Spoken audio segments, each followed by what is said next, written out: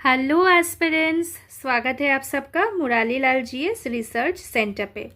तो आज जैसा कि आप सब लोग देख सकते हैं कि हमारा टॉपिक है synonyms and antonyms and this is set number 14।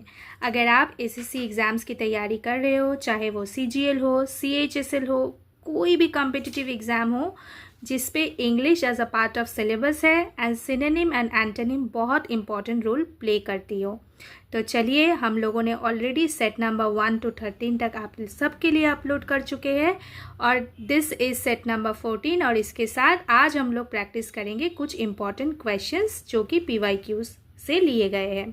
तो चलिए सबसे पहला क्वेश्चन देख लेते हैं without wasting our time. Select the most appropriate antonym of the given word. देखो एक वर्ड यहाँ पे दिया हुआ है, पहले इस वर्ड का मतलब समझ लेते हैं। डेस्पिकेबल, डेस्पिकेबल, डेस्पिकेबल का मतलब समझ लेते हैं। देखो कोई भी चीज़ जो अनप्लीजेंट हो, मतलब जो प्लीजेंट ना हो आपके लिए, तो या फिर कोई भी चीज़ जो डिज़र्व करता हो हेट्रेड, लव नहीं हेट्रेड, या फिर कोई भी चीज़ ऐसा हो जो कंटेम्प्ट की तरह देखा जा रहा है, ठीक है, तो उसे हम लोग डेस्पिकेबल कहते हैं। मतलब बहुत ईजी वे में मैं अगर कहूँ तो मतलब एक हेटफुल एक्ट, ठीक है। अगर डिस्पिकेबल एक्ट हो रहा है तो वो बन सकता है हेटफुल एक्ट, ठीक है, या फिर एक्ट ऑफ बिट्रियल भी हम लोग कह सकते हैं। या फिर अगर किसी का बिहेवियर अगर डिस्पिकेबल है, किसी भी पर्सन का बिहेवियर अगर डिस्पिकेबल है, तो उस बिहेवियर को हम लोग ऐसा कह सकते हैं कि anything that is unpleasant in nature, unpleasant behaviour, ठीक है। तो डिस्पिकेबल का मतलब हमें अब समझ में आ गया। This is the word of adjective, क्योंकि ये एक डिस्क्राइबिंग वर्ड की तरह यूज हो रही है, ठीक है।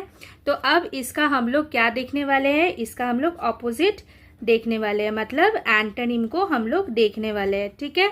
तो देखो रेशनल तो होगा नहीं, रेशनल कभी भी हेट्रेड होगा या फिर अनप्लीजेंट होगा नहीं। अच्छा देखो ऑफेंसिव भी नहीं होगा। तो यहाँ पे दो वर्ड दिख रहे हैं, एक है डिप्लोरेबल और एक है एडमिरेबल, ठीक है। तो आपको डिप्लोरेबल और एडमिरेबल का मतलब पता होना चाहिए, तभी तो आप सही आंसर कर पाओगे।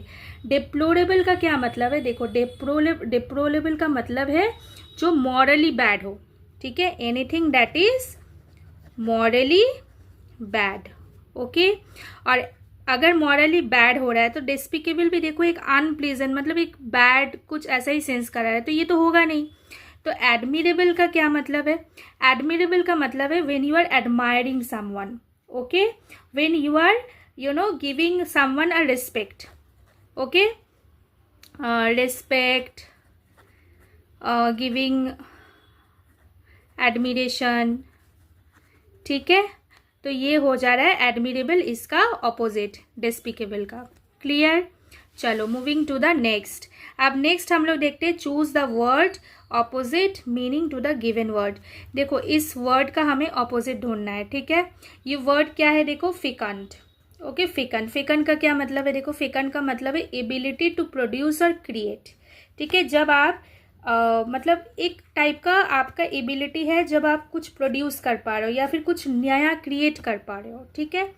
तो एक टाइप का इसका मतलब हम लोग बन सकता है फर्टाइल भी बन सकता है, ठीक है, जो मतलब प्रोड्यूस कर पाता है, ठीक है।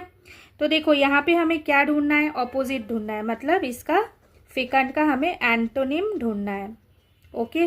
तो चलो ढूंढ लेते हैं। देखो वर्ड है हार्ड, फिकंट का क्या मतलब है एबिलिटी टू प्रोड्यूस और क्रिएट, तो हार्ड तो होगा नहीं, ठीक है, सॉलिड भी नहीं होगा। आपको पता होना चाहिए प्रोलिफिक का मतलब, प्रोलिफिक मतलब पता है क्या होता है, प्रोड्यूसिंग वर्क्स। जैसे हम लोग बोलते हैं ना he is a prolific writer, बोलते हैं ना हम लोग, मतलब he is such a writer who has produced a lot of written works, ठीक है। तो प्रोलिफिक, तो प्रोलिफिक का मतलब है कुछ प्रोड्यूस करना, तो ये भी नहीं होगा, तो क्या होगा फिर इनफर्टाइल। मान के चलो अगर इनफर्टाइल नहीं दिया रहता तो क्या दिया रह सकता था, बैरन, नोट करते रहना, बैरन, ठीक है। ये बैरन अगर होता, स्टेराइल अगर होता, तो ये भी इसका ऑपोजिट बनता, किसका, फिकंट का।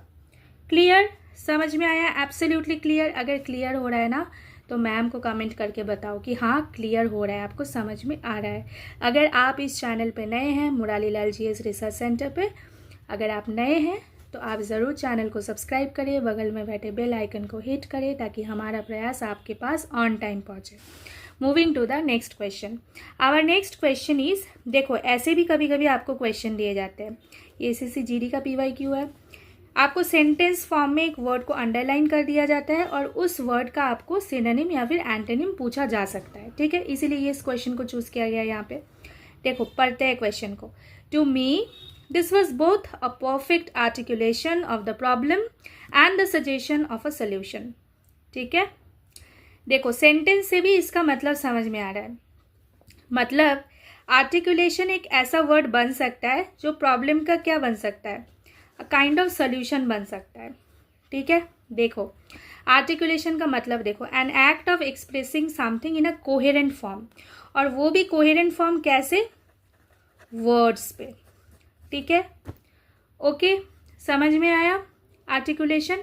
अब यहाँ पे चारों वर्ड्स आपको दे दिए गए और बोला गया है सिनोनिम ढूंढना, मतलब सिमिलर वर्ड्स को आपको चेक करना है। ठीक है, पार्क तो होगा नहीं। मिस प्रोनाउंस कैसे होगा भाई, अगर आप सही से एक्सप्रेस कर रहे हो तो वो क्या होगा, प्रोनाउंसिएशन होगा। ठीक है, तो मिस प्रोनाउंस तो होगा नहीं, डैम्प भी नहीं होगा, इनाउंसिएशन होगा। इनाउंसिएशन का क्या मतलब है, देखो इनाउंसिएशन का मतलब है an act of expressing something clearly, हम लोग बोल सकते हैं। ठीक है, तो आप जब किसी चीज को क्लियरली एक्सप्रेस कर रहे हो तो वो बन जाता है इनाउंसिएशन। देखो नाउन फॉर्म है, आर्टिकुलेशन ION, इनाउंसिएशन। क्लियर, चलो moving to the next. Our next question is choose appropriate synonym. देखो यहाँ पे हमें क्या ढूंढना है, सिनोनिम ढूंढना है।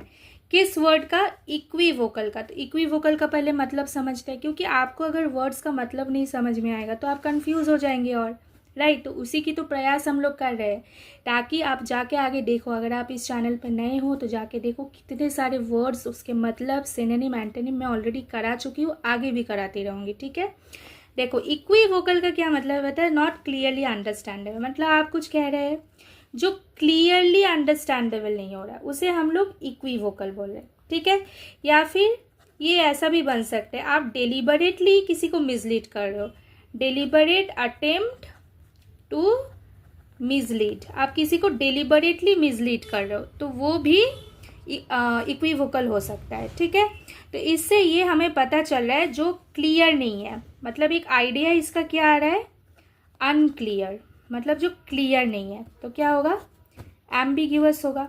अब एम्बिग्यूअस, देखो एम्बिग्यूअस जब हो जाता है तब उसके साथ हमें क्या याद आती है, वेग, मैम ने सिखाया, जाके आगे सेट्स में देखो, ऑब्सक्योर, ये सारा वर्ड्स मैंने ऑलरेडी आपको सिखा दिया है। ठीक है, तो ये सारे वर्ड्स हमें याद आते हैं। मान के चलो अगर एम्बिग्यूअस यहाँ पे नहीं भी दिया रहता, अगर आपका वेग दिया रहता तो वो भी इसका सिनोनिम बन सकता था। क्लियर, एब्सोल्युटली क्लियर, चलो very good. Moving to the next question. Select the most appropriate antonym of the given word. अब इस वर्ड का एंटोनिम हमें ढूंढ लेना है, मतलब ऑपोजिट वर्ड को सर्च करना है। ठीक है, दिए गए ऑप्शन में से। लेकिन हम लोग सर्च कब करेंगे, जब इसका मीनिंग हमें पता होएगा। डिसहेबल्ड, डिसहेबल का क्या मतलब है, वेरी अनटाइडी, मेसी, मतलब जो एकदम ही मतलब क्लीन ना हो। ठीक है, तो उसे डिसहेबल बोलते थे। ये तो बड़ा ही इजी है, देखो एक वर्ड है यहाँ पे tidy, this is our answer. ठीक है, दिस इज आवर आंसर। अब आपको कंफ्यूजन हो सकता है कि टेंटेड का क्या मतलब है। टेंटेड का मतलब भी तो एक टाइप का स्पॉइल्ड होता है, तो इसके साथ ये देखो, स्पॉइल हो जाना और अनटाइडी दोनों में बहुत फर्क है। ठीक है, स्पॉइल तो मतलब हो गया एकदम रॉट, मतलब एकदम ही खराब हो जाना। अनटाइडी मतलब क्या, जो मतलब एक टाइप का मेसी हुआ लेकिन पूरा पूरी स्पॉइल्ड नहीं हुआ। तो उस हिसाब से डिसहेबल का यहाँ पे ऑपोजिट क्या होता है, antonym tidy. Okay, moving to the next. Our next question is on enigmatic. अब एनिग्मेटिक का क्या हमें चूज करना है, ऑपोजिट, मतलब आपको यहाँ पे एंटोनिम चूज करना है। ठीक है, आपको यहाँ पे एंटोनिम चूज करना है, वो भी एनिग्मेटिक, इस वर्ड का। अब एनिग्मेटिक का क्या मतलब है, एनीथिंग दैट इज वेरी आपके सामने कुछ मिस्टीरियस दिख रहा हो, या फिर आपको कुछ दिया गया सॉल्व करने को, जो आपको डिफिकल्टी हो रही हो, आप उसको समझ ही नहीं पा रहे हो तो सॉल्व कैसे करोगे। तो वो हो जाते हैं एनिग्मेटिक। जब हम लोगों को पजल दिया जाता है तो क्या कभी कभी हम लोगों को डिफ़िकल्टी महसूस होती है कि नहीं उसको आंसर करने में, ठीक है, तो वो तो फिर एनिग्मेटिक का एंटोनिम नहीं होगा, तो ये नहीं होगा आंसर, ठीक है। प्रिटेंशियस मतलब जब आप प्रिटेंड कर रहे हो। स्टम्पिंग मतलब इसका देखो ये एक नया वर्ड हो जाता है आपके लिए, unable to find a solution, ठीक है, ओके। अब एनिग्मेटिक का मतलब भी तो यही है कि difficult to find a solution, difficult to get a solution, तो मतलब एनिग्मेटिक का फिर ऑपोजिट क्या होगा, something that is easy and clear, obvious, this is the answer, okay.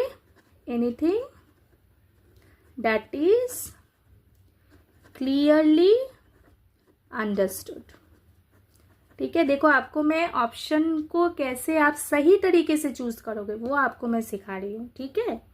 पढ़ते तो हम लोग बहुत तरीके से है, सबका अलग अलग इंडिविजुअल वे हो सकता है, सब रिस्पेक्टेड टीचर्स का इंडिविजुअल वे हो सकता है पढ़ाने का, लेकिन आप किस चीज़ से कनेक्ट कर पा रहे हो, आप किस चीज़ से अच्छा समझ पा रहे हो, वो इम्पॉर्टेंट है, ठीक है। चलो, and we have come to the end of this practice set. This is the last question over here. Choose the most appropriate synonym of the word validate. अब किसी चीज़ को वैलिडेट करना मतलब पता है क्या है, आप जब किसी चीज़ को ट्रू बता दे रहे हो, ये एकदम सही है, ये एकदम वैलिड है, तो इसको हम लोग बोलते हैं वैलिडेट करना। देखो valid, valid plus ATE, validate, ठीक है, वैलिडेट करना। अब वैलिडेट करना मतलब क्या हो गया, एकदम सीधे सीधे तरीके से देखो इसका, जो कि हमको सिनोनिम मतलब सिमिलर वर्ड मांगा गया, तो ये हो जाएगा कन्फर्म इसका आंसर। किसी चीज़ को आप अप्रूव कर रहे हो, ठीक है, किसी चीज़ को आप मेक श्योर कर रहे हो, तो वो हो जाएगा कन्फर्म। कोलिजन मतलब क्या, जब दोनों चीज़ों में क्रैश हो जाता है। कॉन्जाइंट मतलब जब दो चीज़ों को आप साथ में लाते हो। और करप्ट मतलब डिसऑनेस्टी, तो ये तो होगा नहीं। आपको सिनोनिम मतलब सिमिलर वर्ड मांगा गया, तो वैलिडेट का सिमिलर वर्ड क्या हो जाएगा फिर, confirm. When you are making sure of something, when you are approving something, you are validating it, okay. I hope with these questions you have learned a lot, you have got idea how to solve answers। और ऐसे और practice sets पाने के लिए ज़रूर इस channel को subscribe करें। अगर आप नए हैं तो जाके जनरल अवेयरनेस, GK, GS काफ़ी सारे टॉपिक्स के ऊपर यहाँ पे प्रैक्टिस सेट्स है, जाके ज़रूर विजिट करिए, देखिए, ठीक है। Take care, thank you, stay fit and fine and positive.